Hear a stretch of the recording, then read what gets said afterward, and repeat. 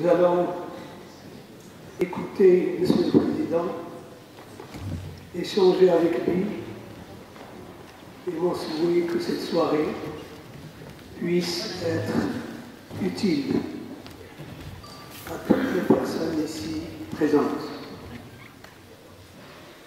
Nous accueillons le Président du Conseil, mais aussi et surtout le militant des droits de l'homme.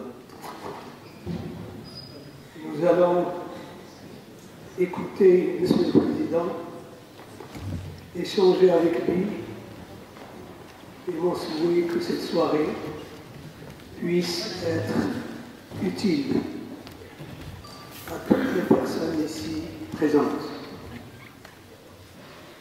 Nous accueillons le Président du Conseil, mais aussi et surtout le militant des droits de l'homme. Faire des rapports sur tout ce qui ne va pas, torture, détention, critiquer le roi pour le faire. Comment on vit de nous?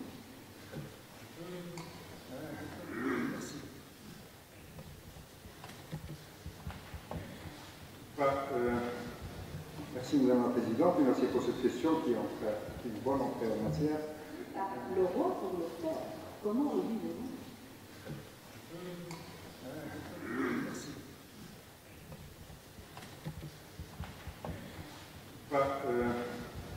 Merci Madame la Présidente, et merci pour cette question qui est une bonne entrée en matière. Je vous remercie l'Union européenne, Mesdames et Messieurs les députés, les élus, les amis de la société civile. Mesdames et Messieurs, chacun en son nom et qualité, c'est une expression que j'ai apprise ici à Bruxelles. Et je me rappelle la première fois que je l'ai entendue, c'était le ministre qui a commencé lors d'une exposition que Daniel avait organisée dans ce forum de grand bâtiment qui est ici à Bruxelles. C'était une exposition sur les relations entre le Maroc et l'Europe. Merci en tout cas de cette occasion qui me permet de se retrouver toute une série d'amis ici. Je voudrais, Madame, si vous permettez, proposer aujourd'hui à notre assistance et à vous-même une sorte d'état de droit de l'homme au Maroc qui n'est pas un état statique, mais une mise en perspective de cette problématique des droits de l'homme. Et je traiterai aussi de cette question que vous posez. Mais déjà, ma première réponse est la suivante, c'est que, à la différence de la démarche politique, qui est aussi légitime, la démarche des droits de l'homme exige nécessairement de travailler avec l'État. Au Maroc comme ailleurs, c'est avec l'État qu'on fait avancer les droits de l'homme. Ce sont les États qui signent les traités internationaux des droits de l'homme, ce sont les États qui siègent au Conseil des droits de l'homme, ce sont donc les États qui sont responsables et comptable de la protection des droits de l'homme. Et que donc, il est tout à fait naturel et normal, ce qui n'est pas la démarche politique, qui est aussi légitime et qui est différente, de travailler avec l'État. Donc, et ce qui caractérise aussi peut-être la démarche des droits de l'homme, c'est aussi d'essayer d'arracher progressivement des droits et de demander plus. Et c'est pour ça que je dis assez souvent, mon job, moi, c'est d'apporter les mauvaises nouvelles. C'est de dire, voilà ce qui ne marche pas, essayer de faire des recommandations pour que ça marche et d'avancer progressivement. Deuxième remarque, qui est aussi en partie une réponse à votre question, c'est que nous allons fêter durant toute l'année 2018 le 70e anniversaire de la Déclaration universelle des droits de l'homme. Nous avons l'impression que les droits de l'homme sont très très anciens, mais de fait, c'est tout de même une idée assez neuve au niveau international. Ce n'est qu'en 1948, après les grands malheurs de la Deuxième Guerre mondiale, et c'est qu'on a adopté un texte international qui définit le corps, le noyau dur de ce que sont les droits de l'homme. Et puis après, il y a eu toute une série de traités, de conventions internationaux qui ont défini les droits de l'homme. Le pacte international relatif aux droits civils et politiques, c'est 1966. La Convention contre la torture, c'est 1980. Le statut de la Cour pénale internationale, c'est 2002, et nous sommes encore aujourd'hui en train de renforcer ce droit international des droits de l'homme. En ce moment, à Genève, au Conseil des droits de l'homme, il y a les négociations pour un traité international nouveau en matière d'entreprise des droits de l'homme, parce que c'est un terrain nouveau. et à New York, on discute sur un traité international sur les personnes âgées. Les personnes âgées, il n'y a pas de traité sur les personnes âgées, bien évidemment. Que donc, nous sommes dans une période d'universalisation, de mondialisation des droits de l'homme, deuxièmement, d'expansion du système des droits de l'homme au niveau international et au niveau national. Troisième petite remarque, si vous le permettez, qui est aussi en partie une réponse à une réaction à votre question. Qu'est-ce que c'est le Conseil national des droits de l'homme? Qu'est-ce que c'est le Conseil des droits de l'homme? C'est une institution nationale des droits de l'homme, comme on dit dans notre jargon. Aujourd'hui, il y en a 117 dans le monde, 117. Et aujourd'hui, on exige de tous les gouvernements, y compris les plus démocratiques, de créer une instance publique qui s'appelle l'Institution nationale des droits de l'homme. Je pense que le Royaume de Belgique, on lui a demandé, le Conseil des droits de l'homme lui demande de créer une institution nationale des droits de l'homme. Cela veut dire que la Belgique n'est pas un pays démocratique, loin de là. C'est vrai que c'est devenu aujourd'hui une exigence du système international des droits de l'homme. Et les institutions nationales des droits de l'homme doivent être des instances publiques, donc étatiques, par définition. Donc travailler avec ce que vous appelez le marzen avec l'État, ça fait partie même de l'ADN de ce que c'est une institution nationale des droits de l'homme. Donc une institution nationale des droits de l'homme, comme le syndicat doit être public, elle doit être financée obligatoirement par l'État, mais elle doit être indépendante de l'État. Et qui définit ici une institution nationale des droits de l'homme? Lorsque le gouvernement marocain à l'époque avait voulu, le gouvernement de Saad ici avait voulu réformer le code de la famille, une partie de la société marocaine s'est opposée à cette réforme. Et durant des mois et des mois, plus d'un mois et demi, il y a eu dans la société marocaine des oppositions, des polémiques sur cette question. Avec un moment paroxystique, un moment emblématique de mon point de vue, c'est lorsqu'il y a eu à Rabat et à Casablanca deux manifestations pacifiques. Une contre et une pour la réforme du code de la famille. Je vivais à l'époque en France, et j'étais par hasard à Rabat lorsqu'il y avait les manifestations de Rabat, que j'ai vues, et ce jour-là, je me suis dit, le Maroc est un pays prêt pour la démocratie. Pourquoi? Parce que, de mon point de vue, un pays qui discute pacifiquement, de manière forte, d'une question essentielle, c'est un pays qui est déjà dans la démocratie, dans la création de la démocratie, parce que la démocratie, par définition, c'est bien évidemment une constitution, des lois, des institutions, mais l'esprit de la démocratie, c'est de gérer pacifiquement le dissensus. Ce n'est pas le consensus. C'est de gérer pacifiquement des projets de société différents. Au lieu de s'entretuer, au lieu d'être enlevé parce qu'on exprime une idée, c'est de pouvoir l'exprimer. Et c'est pour ça que, sérieusement, cette correspondance entre un Premier ministre ancien condamné à mort qui est chef de gouvernement, un débat très fort dans la société, avec, je pense qu'une partie de ceux qui ont vécu au Maroc se rappellent du caractère très polémique de cette discussion. Il a Abdelkélin, qui était chef de gouvernement il n'y a pas longtemps, était dans la manifestation de Casa. C'est son point de vue, donc tout à fait respectable comme notre point de vue, qui était à Rabat, qui était pour cette réforme. Et donc c'est un moment essentiel de mon point de vue. Donc l'autre tournant aussi très important, là aussi c'est 2002, 2003, 2004, c'est la reconnaissance du pluralisme culturel et linguistique, la reconnaissance de la mazérité. Le 1999, il y a le discours d'Ajdir de Saint-Martin-le-Roi, la création de l'Institut royal de culture Amazir, le lancement d'une chaîne de télévision en Amazir, le début de l'enseignement de l'Amazir dans l'école. Et en fait, si vous vous rappelez, si vous regardez le monde comme il a fonctionné, nous savons que des pays, parce qu'ils n'ont pas reconnu leur pluralisme, en sont arrivés à des guerres civiles, à des affrontements internes. Que donc la reconnaissance de la majorité dès la fin du siècle dernier du XVIIe siècle est, pour moi, ici un élément essentiel L'autre tournant depuis, et je vais essayer d'avancer, l'autre tournant depuis, c'est l'évidence de la Constitution de 2011. Au passage, et c'est pour ça qu'à mon avis, il y a une partie de l'explication de l'histoire marocaine. Je ne parle jamais de modèle marocain. C'est une expérience particulière dans une région particulière. Si, à mon avis, le 2011 s'est passé différemment au Maroc, c'est parce que le processus de réforme avait commencé avant. Et d'une certaine manière, la Constitution de 2011, c'est la prise en compte des recommandations de l'instance équité et réconciliation. Il y a une filiation. Alors, qu'est-ce qui est particulier à la Constitution de 2011? C'est d'abord, on ne souligne pas assez, la première Constitution que nous faisons comme Marocains. Les autres constitutions, parce qu'il y a eu d'autres constitutions en Maroc, c'était des techniciens, des constitutionnalistes étrangers. Les Marocains faisaient, les partis politiques marocains présentaient des mémorandums, mais ceux qui écrivaient, c'était des constitutionnalistes, d'ailleurs de grands constitutionnalistes, mais des constitutionnalistes étrangers. C'est la première fois que nous faisons nous-mêmes notre constitution. Dans un débat public, il y a eu une commission consultative qui a fait le premier projet, j'ai eu l'honneur de faire partie de cette commission consultative, qui a reçu 184 mémorandums. 33 mémorandums des partis politiques, 7 mémorandums des syndicats, et le reste, les autres mémorandums, c'est un groupe de la société civile marocaine qui s'était réuni, qui ont fait des propositions.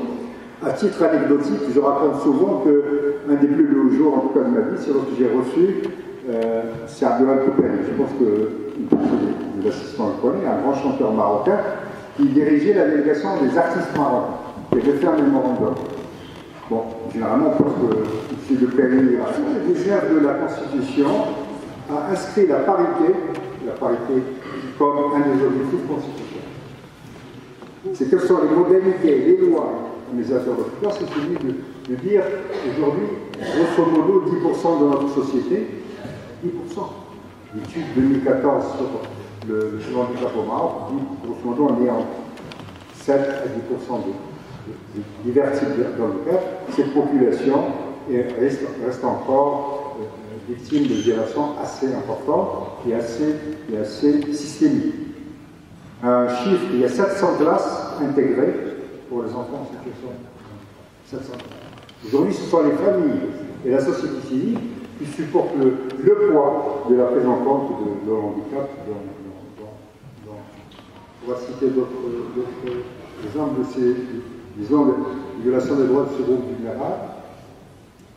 Aujourd'hui, enfin, le dernier, j'imagine qu'on va expliquer ce qui s'est passé à Al-Qassima, comme on est aussi à Bruxelles, et je comprends tout à fait.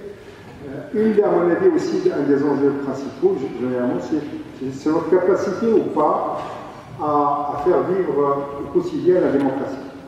Je veux dire par là qu'il montait d'une manière extraordinaire ces dernières années.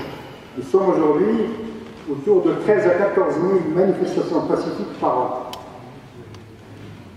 qui se passent. Ces manifestations révèlent la conscience de la société. Ils révèlent le fait que la société a conscience qu'elle a droit à des droits. Que les gens sortent pour les demander. Vous avez, par exemple, ce qui est en train de se passer à Gérardin. Mais tous les jours, en fait, il y a des manifestations. Ils se passent. Et donc, à mon avis, notre défi, c'est non seulement de pouvoir répondre autant que possible aux revendications exprimées par la population, mais c'est aussi mettre en place des modalités de discussion, d'échange, d'écoute de la population. Parce que les Marocains ont changé. Le niveau de conscience, d'information, d'éducation des Marocains a augmenté de manière significative. Et on ne peut plus simplement se satisfaire chez nous comme dans d'autres pays des modalités de démocratie représentative. Il faut faire vivre au quotidien le dialogue avec la population, avoir la capacité. J'imagine que, je disais tout à l'heure à des journalistes, je le dis assez souvent, il suffit par exemple de tendre l'oreille et d'écouter ce que les rappeurs marocains disent. Vous avez une sorte de cahier de revendication de la jeunesse, chez nous comme ailleurs d'ailleurs. Vous avez écouté au mois de décembre un jeune rapport tunisien magnifique qui s'appelle Balti, et je comparais ce qu'il disait aux chansons de Mousseline, vous savez, le rapport de Tanger. Et vous voyez bien que, en fait, là, on a une sorte de manifeste de la jeunesse, le manifeste des attentes de la jeunesse, qui est de plus en plus revendicative et qui demande de plus en plus sa place et le fait d'être écouté. Je crois que notre capacité de faire vivre cette démocratie et les capacités de faire vivre la promesse constitutionnelle est un de nos principaux défis. Je pense qu'on y travaille, il y a encore à ne pas baisser la garde, il faut renforcer l'effort et ne jamais baisser la garde. Merci Madame la Présidente, j'ai parlé 25 minutes. Merci.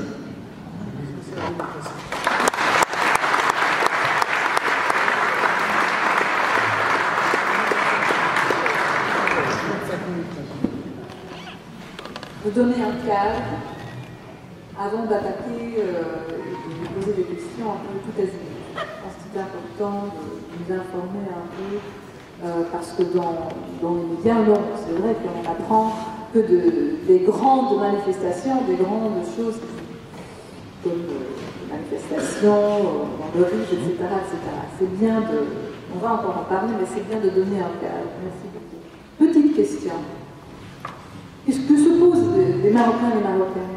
Est-ce que vous vous inscrivez avec tous vos efforts, toujours dans une période de transition de démocratie autour des droits de l'homme? Transition qui dure peut-être un peu lent et qui va assez lentement. Est-ce que vous comprenez que les gens ressentent? Est-ce que vous vous inscrivez toujours dans cette période de transition? Ça, c'est la première question.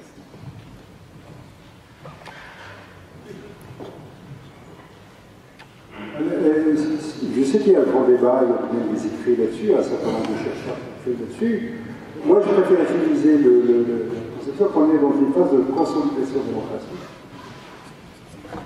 Je comprends tout à fait qu'un certain nombre d'observateurs ou d'acteurs de la société marocaine estiment qu'il y a des progrès qui sont lents. Je suis moi-même éternellement insatisfait. Vous pouvez le constater à travers un certain nombre de déclarations, un certain nombre de choses. Et je comprends tout à fait que l'on soit. Mais de toute façon, cette insatisfaction, aujourd'hui, se manifeste dans la société. Ce n'est pas simplement des CNDH ou des amis ou des observateurs qui la pensent. Donc je parlais de la montée de la protestation dans la société marocaine. Cela révèle cette insatisfaction. Vous avez 18 millions de Marocains sur Internet. 18 millions pour une population de 33 millions. Les gens aujourd'hui sont dans le monde, ils se comparent au monde. Et ils ont été, malgré tous les problèmes de l'école marocaine, il y a ce qu'un anthropologue marocain, Mohamed Serjija, je vous invite à lire ses écrits, il y a une émergence dans la société marocaine de l'individu. Et ça, je pense que, si vous voulez, la modernité politique, la démocratie est possible lorsqu'il y a des individus qui réclament tous les jours. L'émergence de l'individu dans la société marocaine ou la société tunisienne, c'est la conséquence de toute une série de ce qu'on pourrait appeler des révolutions silencieuses. La première révolution, c'est la transition démographique. Il y a encore des discriminations à l'égard de taux d'activité des femmes marocaines de 28%. Le taux d'activité des hommes est de 75%. Alors que les performances scolaires des filles marocaines, comme au Maroc, comme dans la planète entière, sont plus meilleures. Hein, vous le savez, ça, je crois. Les filles réussissent mieux à l'école que les garçons. Mais malgré ces institutions nationales qui sont au passage dans deux résolutions des Nations Unies qui ont été votées par les Nations Unies, qu'on appelle les principes de l'homme. Une semaine après la transmission de ces expertises médicales, ont fuité dans la presse. Et donc tous les Marocains, y compris Amnesty, tout le monde les a dit, les a fait. Ce que je peux simplement vous dire qu'au jour d'aujourd'hui, le Conseil national de l'homme n'est pas responsable de ces faits. Il y a eu un communiqué de la Direction générale de la Sécurité nationale qui a estimé que ces expertises étaient fausses. Et c'est un communiqué public dans la société marocaine. Donc nous avons dit notre point de vue, l'avons transmis au ministère de la Justice. L'expertise s'est trouvée dans la presse, la délégation nationale a dit son produit publiquement, non tout le monde. En ce moment, il y a un procès qui se déroule. Nous avons 4 observateurs du Conseil national de droit qui suivent ce procès, chaque fois qu'il y a une audience. Et nous publierons notre rapport global à la fin du processus judiciaire, ce qui est propre à la philosophie du droit. Les journalistes peuvent avoir un autre point de vue, vous enseignez le journalisme, les ONG internationales marocaines et internationales peuvent s'exprimer. Moi, c'est au terme du processus judiciaire que l'institution nationale va s'exprimer. Les familles des détenus se sont adressées au Conseil national des droits de l'homme le 2 ou 3 juillet, demandant à ce que le Conseil national des droits de l'homme facilite les visites, puisqu'ils viennent de Hossima jusqu'à Casablanca. Ceux qui connaissent le Maroc connaissent la difficulté de la route entre Hossima et Oustaza, la route par Traceta, qui n'est pas bonne, pas d'autre mot, et c'est des heures et des heures. Nous sommes intervenus auprès de la direction de l'administration pénitentiaire et les familles ont droit à 2 heures de visite. Et nous avons affrété un car sous certaines conditions pour aider les familles à venir à Casablanca. Quel car est pris en charge par le Conseil, par les impôts des Marocains. Ce car, durant 1 mois, on a arrêté parce qu'il n'y avait pas respect de la part de certaines familles des conditions. Et maintenant, après les discussions, on l'a remis en place. Un autre sujet très sensible, c'est l'ancien secrétaire général des Nations Unies, Ban Ki-moon, qui en a parlé, qui a utilisé le mot d'occupation quand il parlait du Sahara occidental, et qui, dans le rapport d'Amnesty International 2016-2017, parle de nouveau de restriction de liberté d'expression, poursuite de journalistes et torture. Quelle est la situation dans la région, comment le Conseil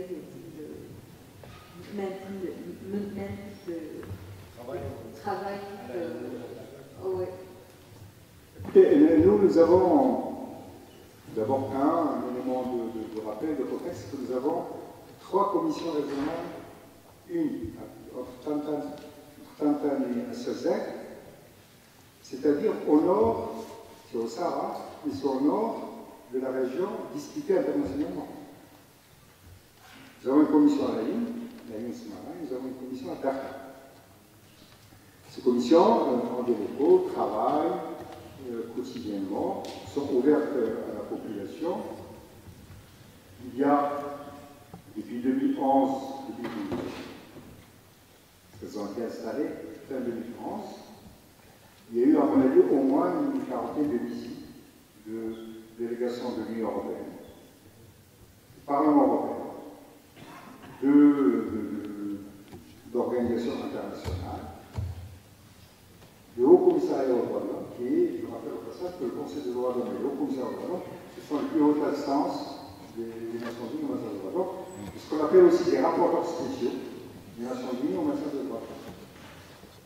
Tous ces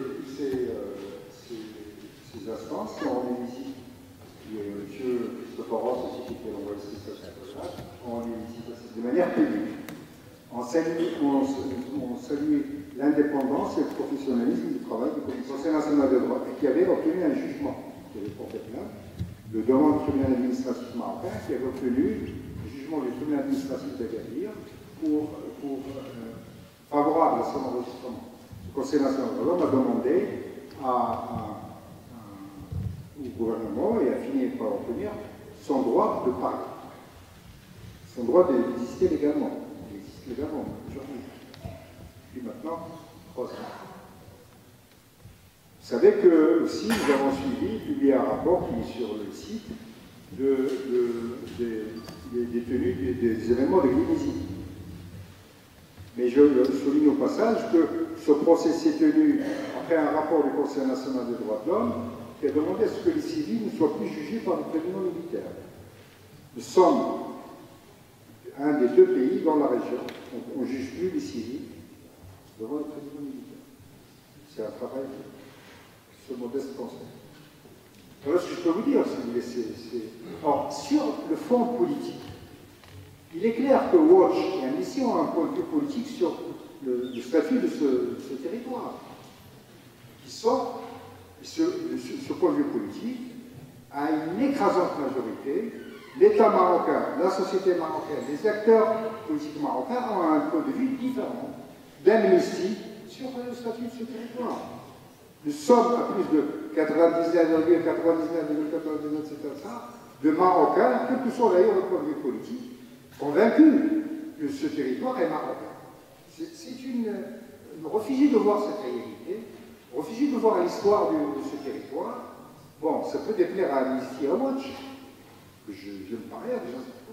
Le fait est que pour les Marocains, c'est un territoire marocain. Et que je ne vais pas rentrer dans un plaidoyer pour le dire. Et donc, ce que nous pensons majoritairement que sur cette question précise, eh bien, il y a un désaccord politique profond. De ce point de vue, nous pensons qu'au Maroc, ce processus politique doit être géré, doit être réglé par les Nations Unies. Et c'est l'objectif, c'est la teneur des efforts qui sont faits, et que c'est un processus politique qui n'a rien à voir avec le droit. Ce processus politique, notamment, doit être réglé, nous le pensons aussi, je le pense, et je le dis, avec notre voisin de l'Est. Et je pourrais revenir mais c'est pas le moment. Encore une petite question sur une instance importante, l'instance d'équité et de réconciliation dans laquelle vous avez siégé. On retourne un peu en arrière maintenant, dans le passé. Bon, deux questions. Comment appréciez-vous l'effet et l'efficacité de cette instance? Est-ce qu'elle a vraiment mené à une réconciliation? Est-ce qu'on a vraiment pu tourner la page? Ou, selon certains militants des droits de l'homme, ils disent qu'il y a eu une incapacité de mettre fin à une situation de non-droit à laquelle font face encore pas mal de gens. On a dit que les victimes pouvaient s'exprimer, témoigner de leur souffrance, ce qui est déjà pas mal, mais sans donner les noms de leurs bourreaux. On a comparé cette instance, on a voulu comparer cette instance parce que ce qui s'est passé en Afrique du Sud, c'est pas tout à fait la même chose. Je ne veux pas être désagréable à l'égard de nos amis d'Afrique du Sud. Vous savez, il y a eu une quarantaine d'expériences de justice transitionnelle. Ces commissions de vérité et réconciliation, on les appelle, tout ça c'est un vocable qui s'appelle la justice transitionnelle. Il y a une quarantaine d'expériences dans le monde. Alors, il faut comparer ce qui est comparable. Et je pense que maintenant, l'expérience de la justice transitionnelle au Maroc est rentrée dans l'histoire. Ça veut dire quoi? Ça veut dire qu'elle est l'objet de thèses, de travaux universitaires, et que c'est l'histoire qui dira sur nous. Je demande simplement à ce qu'on connaisse un peu mieux les expériences de justice transitionnelle et ne pas s'arrêter à une image qu'on a de l'Afrique du Sud. Parce qu'on a une image de l'Afrique. Ça ne veut pas dire que le travail qui a été fait était secondaire, mais les conditions, le roulement de la justice transitionnelle en Afrique du Sud ont porté l'histoire de l'Afrique du Sud. Au Chili, au Brésil, au Guatemala, au Togo, au Ghana,